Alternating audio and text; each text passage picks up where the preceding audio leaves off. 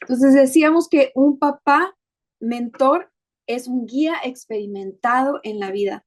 Es también alguien que impulsa el desarrollo de otra persona. Y para poder impulsar el desarrollo de otra persona, tiene que conocer las etapas de desarrollo. ¿Se acuerdan de algunas teorías que hemos compartido en este espacio acerca del desarrollo de los niños y de los jóvenes?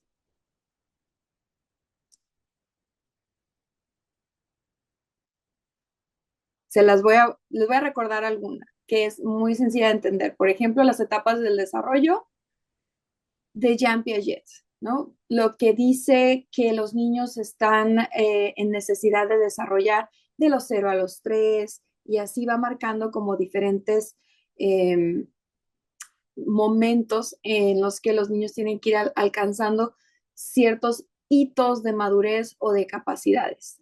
Hay etapas del desarrollo también específicamente biológicas que nos hablan de las capacidades cognitivas, físicas y motrices que van adquiriendo los niños.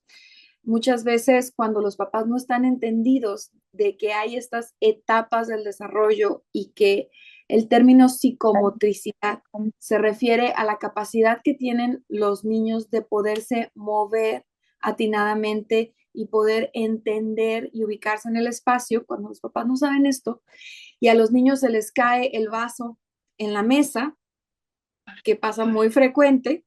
Estos papás que no saben lo que es la motricidad van a reaccionar de manera pues exaltada, a veces con regaños, como no te fijas, como otra vez tú y ya me hiciste un desastre a la hora de la comida, porque desconocen que la motricidad es una habilidad que se desarrolla no solamente con la fortaleza que se va adquiriendo muscular, sino con la capacidad cognitiva de medir los espacios, de la coordinación ojo-mano, de la previsión de lo que puede suceder. Entonces, los niños, como están en esa etapa de desarrollo, pues van a tener muchos errores de motricidad en ese sentido. No, no son errores realmente, sino van a tener estos accidentes porque están desarrollando su motricidad.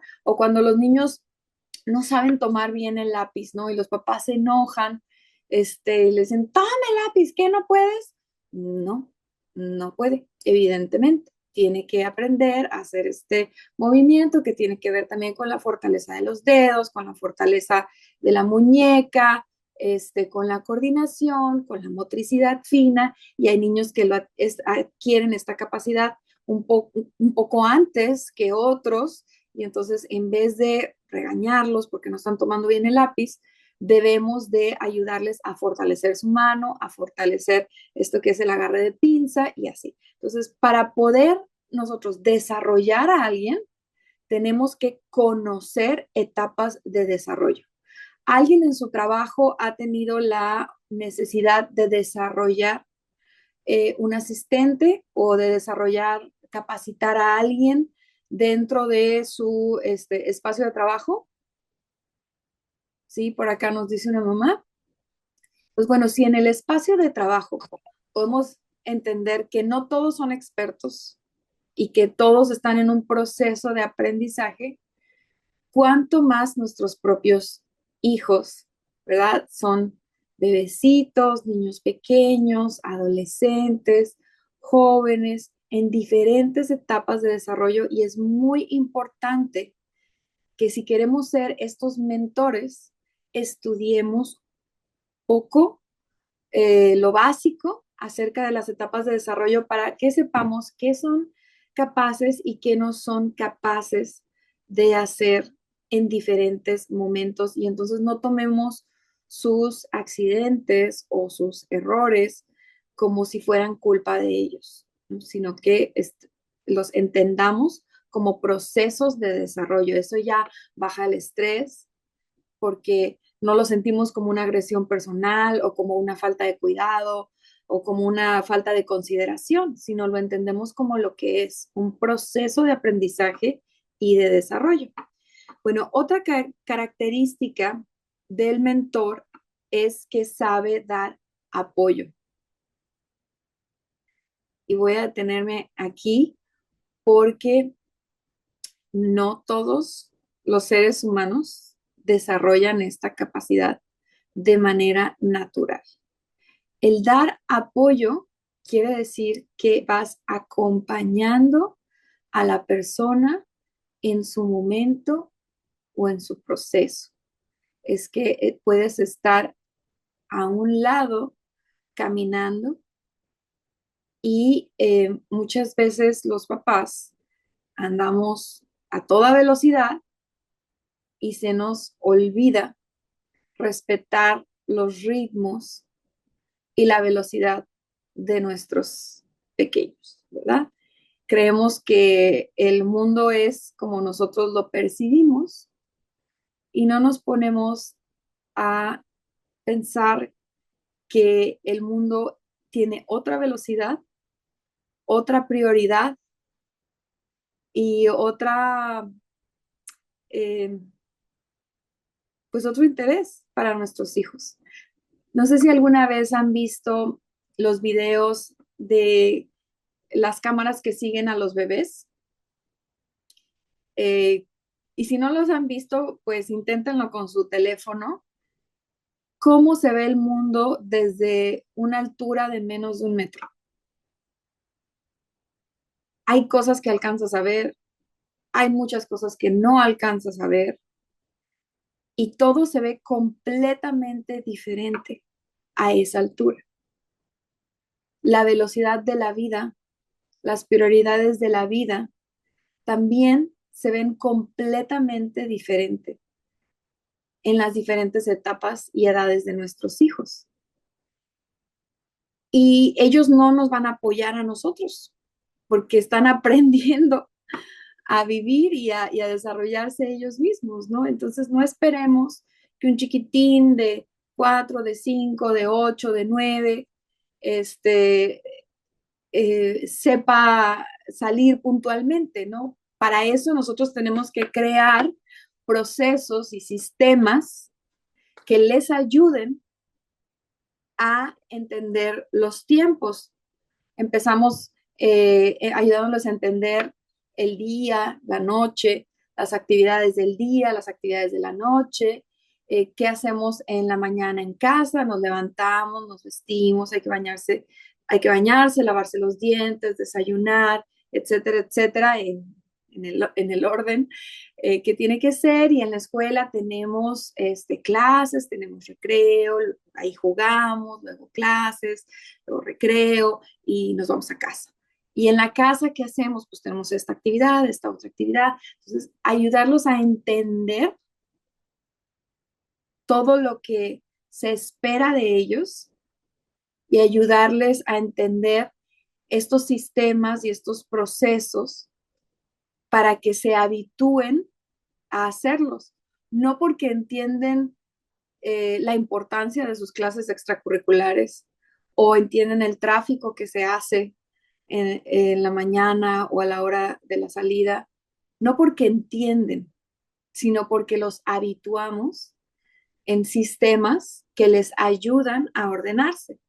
Entonces, si no tenemos sistemas, si no tenemos eh, estructura, rutinas, los niños se desorientan y no ven el mundo como nosotros lo vemos. No entienden nuestra prisa, no entienden nuestro estrés, no entienden nuestras prioridades. Cuando no tenemos sistemas donde se ponen los zapatos, donde cómo se pone la mesa, todas estas cosas que son hábitos, estructura y rutinas, son sumamente importantes para que ellos puedan seguirlas y habituarse y ordenarse, pero no porque lo entienden, ¿sí me explico? Sino porque ya se acostumbran a seguir estas rutinas, estos procesos y estos sistemas.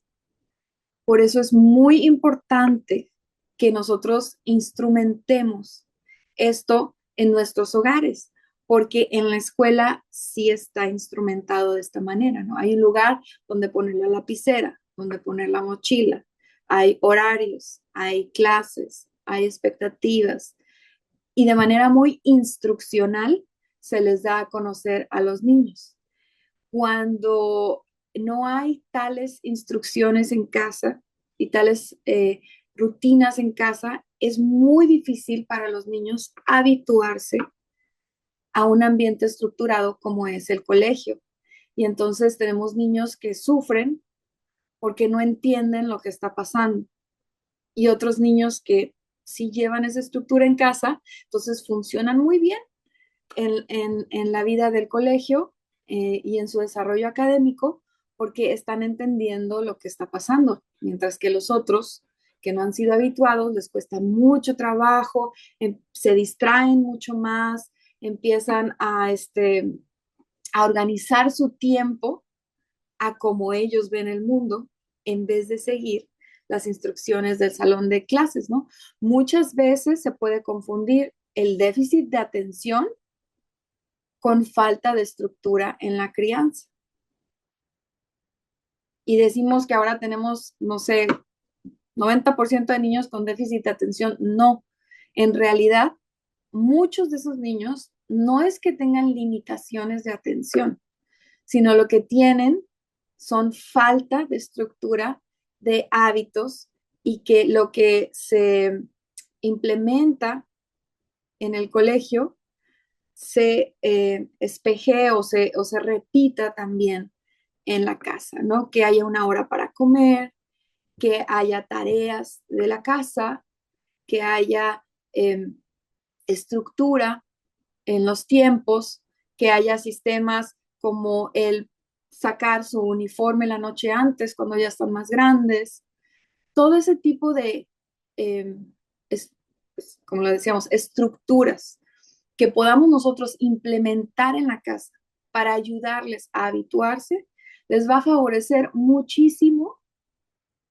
en sus habilidades, en su desempeño y en sus capacidades en la escuela. Cuando les decimos que cuando vayan a hacer la tarea estén lejos de la TV, lejos de los celulares, lejos de todo, eso es rutina y estructura. Y eso les ayuda a ellos a concentrarse, porque en la escuela se van a enfrentar a momentos donde tienen que estar en silencio, donde no van a tener las iPads, donde no van a tener los celulares y pues tienen que poder conducirse en ese ambiente. Entonces, apoyo es en ese entendimiento del desarrollo, acompañar y soportar lo que los niños van necesitando en sus diferentes momentos. Otra característica del mentor es que está enfocado en la relación.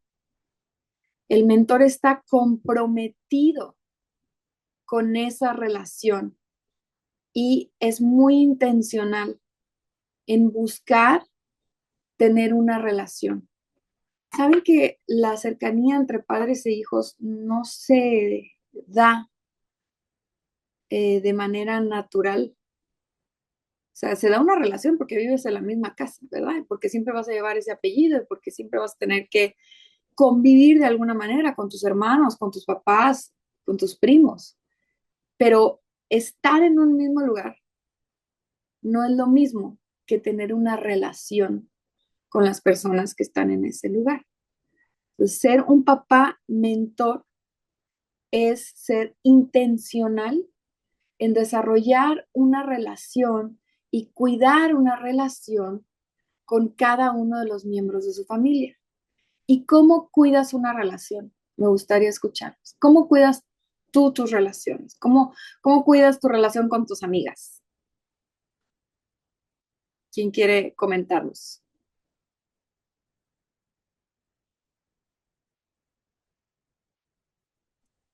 Pues estando presentes, presentes del todo, mente, oído, pues, físicamente, muchas veces escuchando, acompañando, conviviendo, entendiendo, poniéndonos en los zapatos de de los hijos, los esposos, las amigas, de la gente.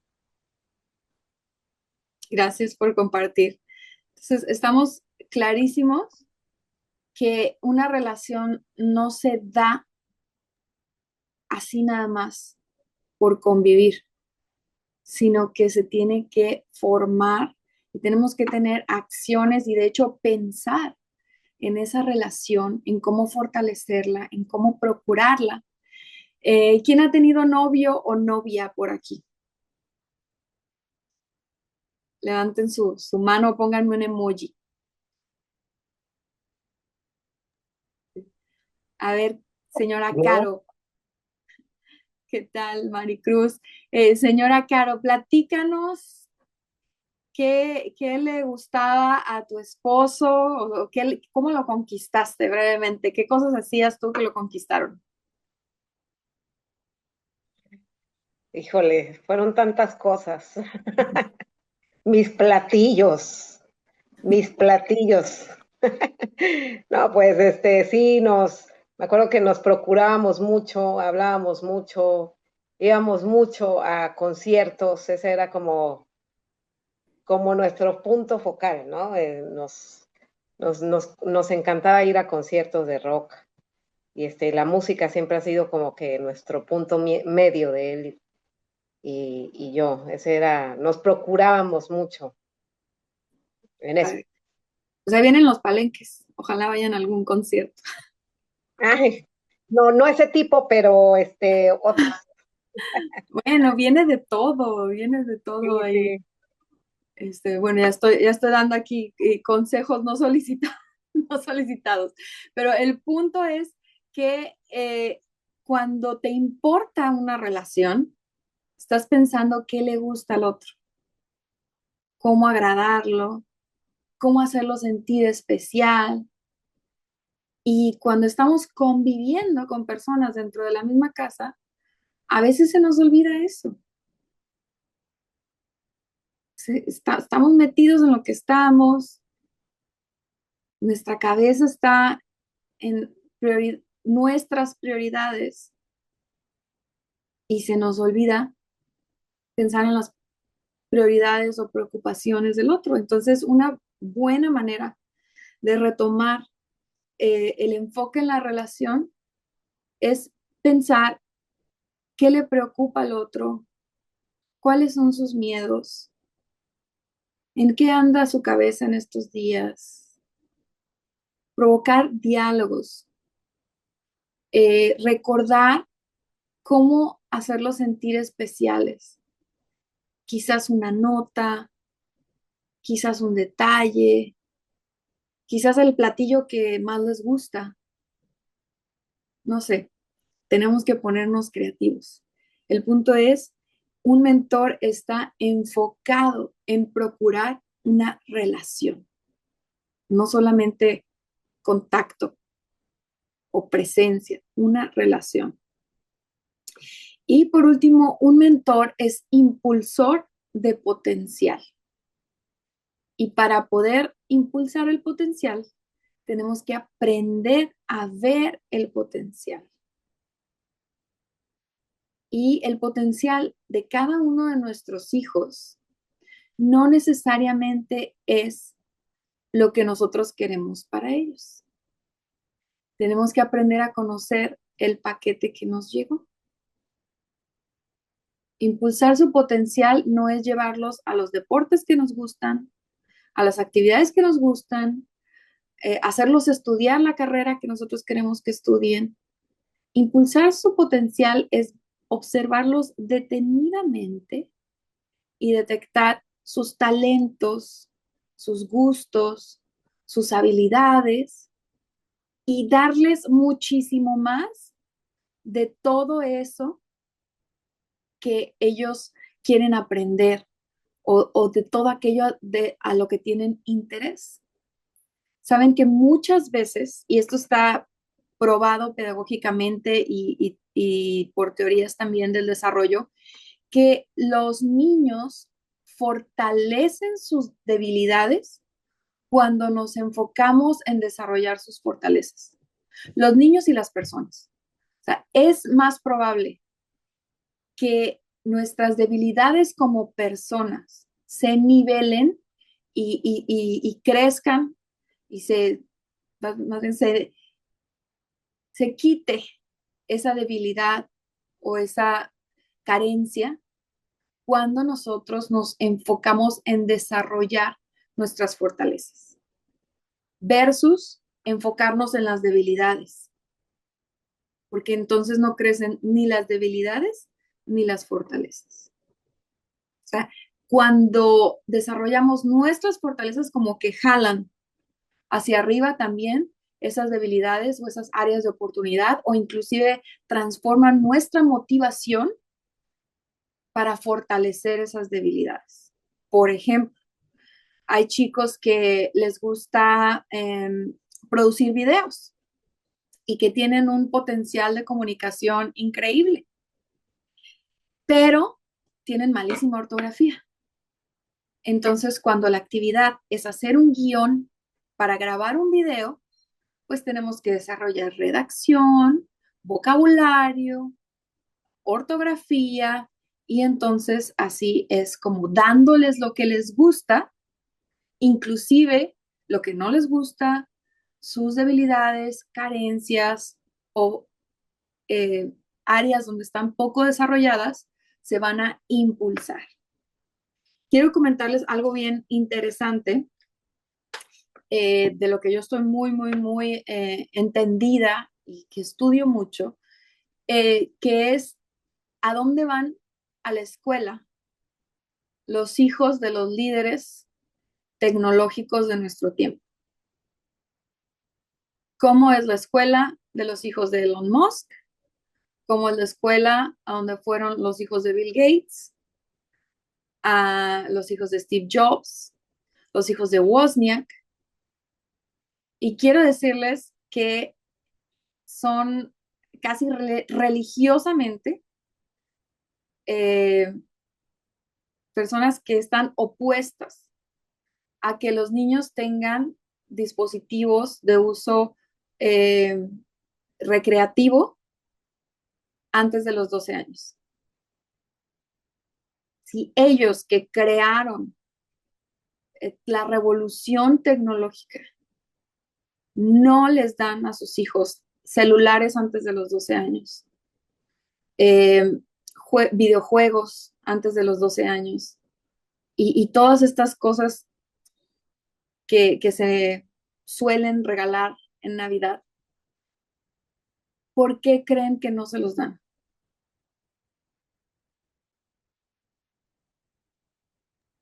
Por la adicción que causan.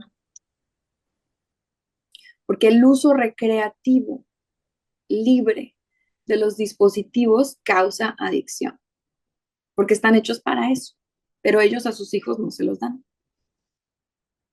En los comerciales de los PlayStation, del Xbox, de esto, del otro, salen chicos usando estos dispositivos, pero ellos a sus hijos no se los dan.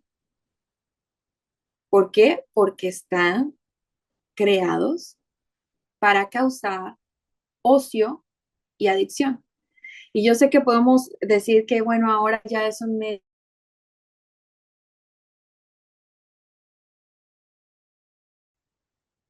pero del porcentaje de chicos que juegan videojuegos, pues algunos lo convierten en actividad productiva y otros, eso se convierte en un lastre para el resto de su vida porque tenemos adultos que luchan con contenerse de jugar videojuegos y de estar en redes y etcétera, etcétera. Entonces, tenemos que ser muy papás, muy entendidos y saber por qué antes de los 12 años no. Televisión para niños menores de 3 años, no. Videos de YouTube para niños menores de 3 años, no. Dispositivos de uso personal para uso productivo, sí, y limitado. Supervisados siempre por adultos. Uso de dispositivos para ocio no es recomendable. Para entretenimiento no es recomendable. celular antes de los 12 años no es recomendable. Hay otros dispositivos que ya se inventaron, ¿no? Yo sé que muchas veces necesitamos, por cuestiones de seguridad, saber dónde están y hay muchos relojes que no tienen mensajería, que no tienen pantalla, que no tienen navegación por internet, que son justamente diseñados para niños, para que sus papás los puedan ubicar y no necesitan el celular. Y aparte, pues normalmente los niños están siempre supervisados por algún adulto, ¿verdad? Que les puede facilitar una llamada telefónica. Entonces, si ellos no lo hacen, ahora sí que el que tenga ojos para ver, que vea, y que tenga oídos para oír, que oiga, de verdad, es poner a nuestros hijos al uso de la tecnología y no al revés. Poner la tecnología para que nuestros hijos la usen, produzcan, desarrollen actividades económicamente productivas y transformen su entorno. Y ustedes saben que amamos en Escuela Libertad abrazar la tecnología y entender la tecnología y usar la tecnología, pero aún dentro de este ecosistema tenemos que saber la estructura y la forma correcta, adecuada, la mejor forma de usar la tecnología, usarla con responsabilidad, usarla para nuestro bien, y todo esto requiere normativas, estructura, reglas, rutinas, ¿de acuerdo? Entonces, un mentor es un impulsor de potencial, es capaz de observar cuáles son las fortalezas de la persona que está mentoreando e impulsar sus talentos, sus gustos, sus habilidades lo más lejos que se pueda. Si a nuestros hijos les gusta cocinar, dejémoslos cocinar. Yo tuve que comprar un segundo horno porque mi hija acaparaba tanto mi cocina que tuvimos que hacer unos cambios en la cocina para que ella tuviera su cajón de sus cosas de hornear y su horno, porque en ese momento tenía el interés de ser chef y estuvo padrísima la experiencia y se dio cuenta que no le gustaba ser chef, sino lo que le gustaba era decorar los cupcakes, venderlos, inclusive desarrolló una página de internet para venderlos, consiguió un motomandados que se contrató y durante la pandemia ella estuvo haciendo esta actividad y los jueves horneaba, los viernes decoraba y los sábados entregaba. Y entonces se dio cuenta que le encantaba la promoción, la publicidad, las ventas y entró a la preparatoria con la idea de querer estudiar mercadotecnia. Me gusta la creatividad, me gusta vender, soy buena vendiendo y así entró al vocacional de la preparatoria. En los viajes que tenemos en la preparatoria a visitar las universidades, donde ellos tienen talleres sobre las áreas que les interesa, platican con personas que han estudiado esas carreras que les interesan, se dio cuenta que no quería estar en un entorno de salón de clases y que no quería pues llevar una vida cargada de pues oficina, números, etcétera, etcétera.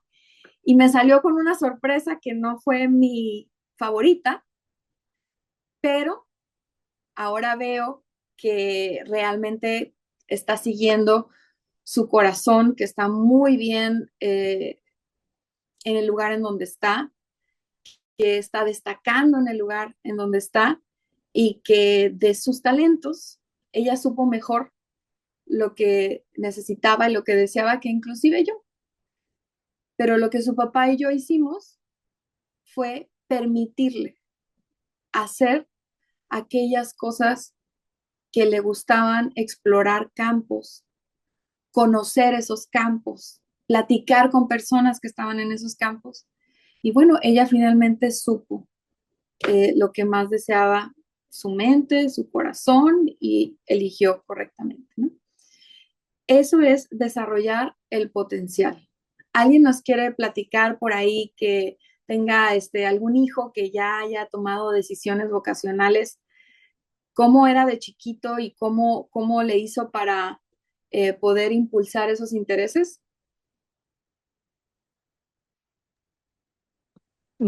Fíjate que, digo, porque tengo yo más adultos y ya están volados, pero les quiero platicar algo importante. Mi hijo, el mayor, Kevin, no sabía qué quería. Entonces llegó el quinto semestre y no sabía, y llegó el sexto y no sabía. Entonces yo lo presioné, me acuerdo que me quedé mucho tiempo con él investigando carreras, pues para tratar de saberle qué quería. Antes de eso también estaba obsesionado con ser chef. Entonces, pero yo veía que le pesaba hacer un sándwich, entonces lógicamente ni sueños de chef. Entonces lo que hice fue meterlo a una escuela de repostería o de cocina los sábados, pero sí lo amenacé porque también tiene que enseñarle uno que lo que empieza lo tiene que terminar. Y lo forcé y ya solo por orgullo acabó, pero al segundo año, o sea, ya para empezar el segundo año dijo, no, es que la cocina apesta. Pues ni modo, apestará y pasarás con 6, pero concluyes. Así descubrió que la cocina no era lo suyo. Después empezamos con la música, también nada. O sea, sí me salió colgado porque no le veía yo tanto tema específico de la carrera. Lo meto a mecatrónica, un poquito forzado, y al último me dijo, no, sí me encanta. Y ahorita que es adulto, este, empezó a trabajar y le ha ido muy bien en eso, pero llegó el momento en que se hartó, que yo creo que eso nos pasa a muchos adultos también. A mí me encanta lo que hago, pero también uno queda hasta el gorro cuando ya estás como con presión y haces lo mismo y todo. Y él dijo, ¿sabes qué? Ya no quiero trabajar de esta carrera, yo ya me harté, quiero estudiar otra. O sea, después de 3 o 4 años. Yo le dije, sí, pero ya no va a ser lo mismo, ya no puedes estar escolarizado. Él intentó hacer algo de oficios. Híjole, y a mí me dio mucho coraje al principio porque dije, ay, o sea, no te preparé para hacer oficios. O sea, tienes más cabeza que para hacer oficios. ¿Qué carpintería? Que pues a menos de que la hagas artística. Y no creo. No, que esto, y empezó a explorar otra vez y fue a hacer un oficio y obviamente no le gustó. Y dijo, no, mejor si me regreso a mi carrera porque como que me gusta más. Entonces, ¿con esto qué quiero decir? Que a pesar de que algunos están muy enfocados, es bien difícil amar lo que haces y descubrir lo que haces. Y aún así, cuando lo amas, te hartas. Llega el momento que te fastidias. Máxime ellos que están como en el desarrollo de su prefrontal y su desarrollo motriz y todo lo que nos has platicado.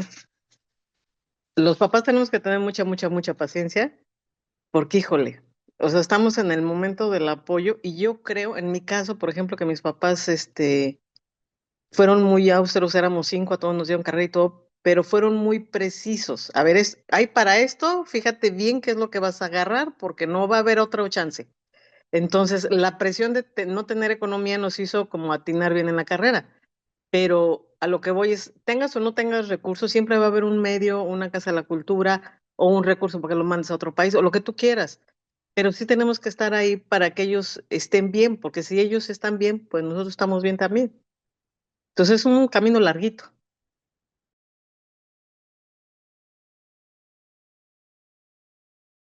Así es un camino larguito y como les decía, todos tienen un ritmo, todos tienen un ritmo y algunos, conforme nosotros más les vayamos dando ese espacio para que exploren y les vayamos quitando distracciones que no los edifican, que no los construyen, que no construyen vocaciones, en esa medida ellos van a estar más claros de sus talentos.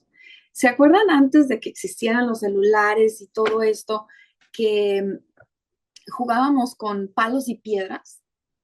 ¿No? Antes íbamos a los restaurantes con la familia, no había lugares de jueguitos, o sea, no había estos espacios para niños. A mí me tocó tener hijos pequeños y los domingos buscábamos el lugar no en razón de lo que queríamos, no, buscábamos el lugar que tuviera juegos, porque los niños en la generación de mis hijos ya no podían estar en un restaurante sin tener un espacio de juegos. Pero cuando nosotros crecimos no era así, o sea, nos dejaban salir y jugábamos en la banqueta con piedras, ¿no? Y con palos, y construíamos mundos con hojas de las plantas. Entonces, es muy importante que entendamos que en la niñez hay esa capacidad de crear, de imaginar mundos, de tener espacio para que se desarrollen ideas. Mi hermano menor siempre tuvo el sueño de construir un estropóquito. Lo dibujaba en papel y dibujaba todas las funcionalidades que esta máquina tenía y él le puso un nombre y le puso estropóquito, ¿no? Y era como una cápsula que flotaba y se movía así en transporte. Y muchas veces los niños, porque siempre los estamos entreteniendo, porque siempre tienen algo para que no se aburran, les quitamos esa capacidad natural propia de la infancia que se acaba conforme crecemos y el cerebro pasa a etapas madurativas diferentes y se pierde esa oportunidad. Pero cuando los niños son pequeños, de hecho Einstein y otras personas entendidas en ciencia decían que el aburrimiento es la mejor oportunidad para que se despierten ideas, ¿no? Sabemos que Newton empezó a estudiar la gravedad porque estaba sentado en un árbol y se le cayó una manzana, ¿no? Eso cuentan sobre su biografía y entonces le llamó la atención esa caída y entonces empezó a estudiar la gravedad, ¿no? Edison, sabemos que era un niño que corrieron de la escuela, Thomas Alva Edison, un niño que corrieron de la escuela y que su maestra escribió una carta y le dijo a su mamá que su hijo era incapaz de estar en la escuela y que su hijo nunca iba a poder llegar a hacer nada, entonces que por favor se lo llevara a su casa porque en la escuela no podían hacer nada por él. Edison no sabía leer y cuando su mamá le leyó la carta, le dijo, la escuela dice que eres tan inteligente que yo te debo de educar. Y entonces ahora vas a aprender en casa porque eres demasiado inteligente para la escuela. Y entonces ella le empezó a enseñar y lo empezó a dejar explorar diferentes aspectos y entonces sabemos que pues Edison es el innovador de la energía eléctrica, ¿no? Entonces, vemos ahí la importancia de conocer las etapas de desarrollo, de conocer a la persona, de buscar esa relación y de enfocarnos en ver, observar el potencial e impulsar este potencial.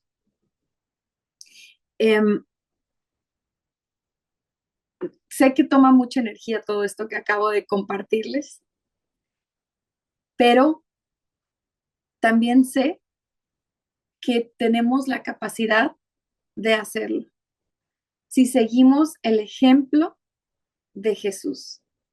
¿Alguien sabe cuál es el lema de esta semana?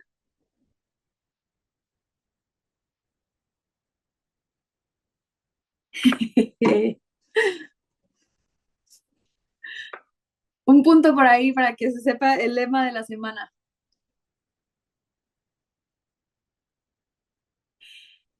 Nos encanta el lema de la semana y dice, Jesús es mi modelo de excelencia. O sea, ¿a qué nivel aspiramos? Aspiramos a seguir el ejemplo de Jesús. ¿Y cuál es el ministerio de Jesús? Es maestro. ¿Y qué hace un maestro? Enseña y disipula. Si nosotros venimos delante de Jesús y le decimos, Señor Jesús, quiero ser como tú, ayúdame a discipular como tú, ayúdame a ver a mis hijos a través de tus ojos, a través del propósito que tú tienes para ellos, con la misericordia con la que tú nos tratas, con el amor con el que tú nos tratas. Yo les aseguro que Jesús nos va a equipar, nos va a dar revelación, entendimiento y sabiduría para poder observar. Jesús transformó pescadores, ladrones y personas sin relevancia en personas que transformaron la historia y que fundaron la iglesia. Y eran personas como tú y como yo, sin nada especial, o sea, sin ningún superpoder especial. Personas como nuestros hijos, pero a los ojos de Jesús, pegados a Jesús, con la guía de Jesús,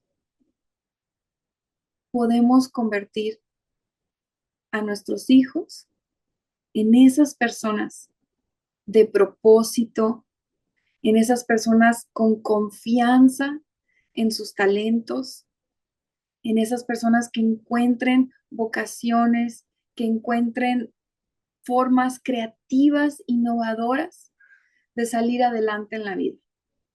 Y entonces podemos nosotros convertirnos en super papás y en super mamás.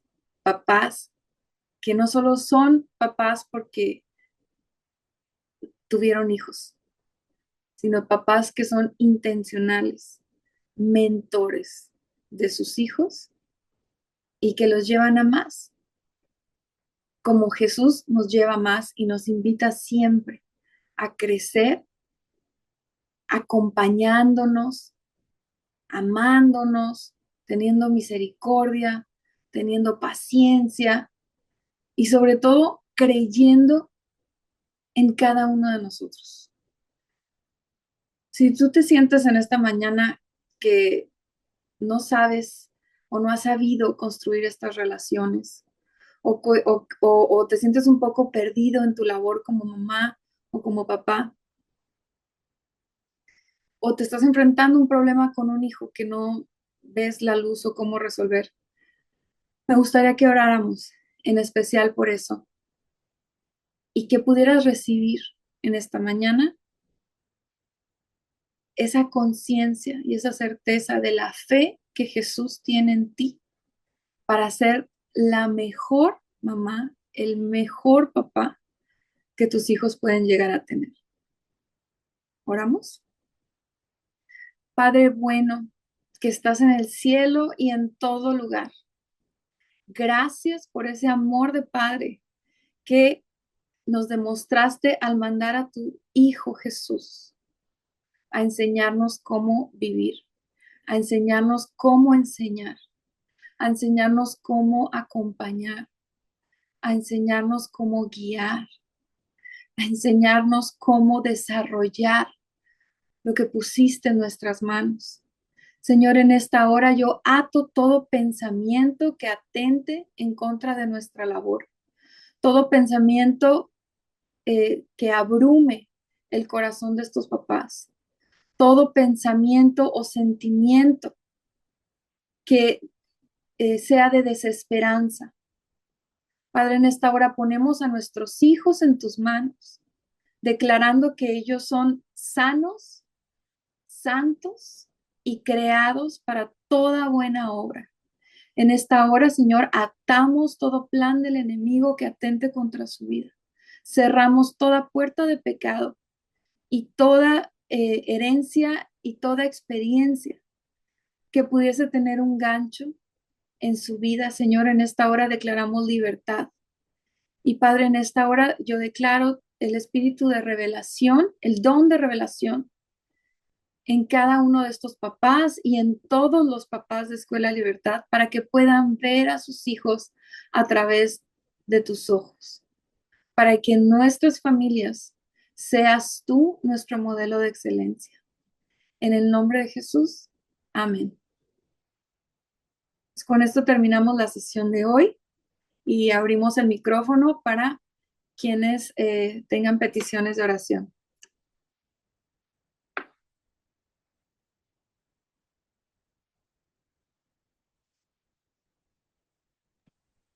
Hola, buenos días. Yo les quisiera pedir de favor un favor súper, súper especial. Es para la mamá de una amiga que ahorita está en el hospital, que quizás pues ya es su tiempo de irse. Eh, para mí fue un prototipo de mentor cuando mi mamá se fue y bueno, el tema me llegó y no lo veo con tristeza, lo veo con alegría, saber que Dios le puso un propósito muy especial a esa mujer que se llama María Dolores Lara, que fue mentora, fue maestra, tuvo muchos niños a su cargo y bueno, a mí siempre me trató con mucho cariño, con mucha amabilidad, con mucho amor, mucha paciencia. La tengo en gran estima y ahorita me duele mucho el corazón, pero también estoy confiada en que si ya es su tiempo, Dios la va a recibir y solamente quiero que se vaya sin dolor, sin miedo, ¿no? He estado orando mucho esta mañana por ella y yo sé que las cosas grandes que hace Dios puede hacer también ese milagro de cumplir el deseo de su corazón de irse tranquila. Y por mi amiga Elisa Rivera, que está con ella, eh, este, doy muchas gracias aquí por la vida de ella. Estoy muy agradecida con Dios por haberla puesto en mi camino y espero llegar a verla todavía para abrazarla. Ella se llama María Dolores, ¿verdad? Sí, Es María Dolores Rivera. María Digo, María Dolores Dolores Lara, perdón. Lara. Claro que sí. Karen, ¿gustas orar por ellas? Yo quiero pedir también por otra personita. Este es un sobrinito que, por desgracia, atropellaron y está un poquito delicado, pero es un jovencito. Se llama Mauricio García. ¿Alguien tiene noticias? Claro que sí. Lupita, ¿puede orar por Mauricio García? ¿Sí? ¿Alguien tiene noticias de cómo va Dani? Del primer semestre de bachillerato, ¿cómo va su recuperación?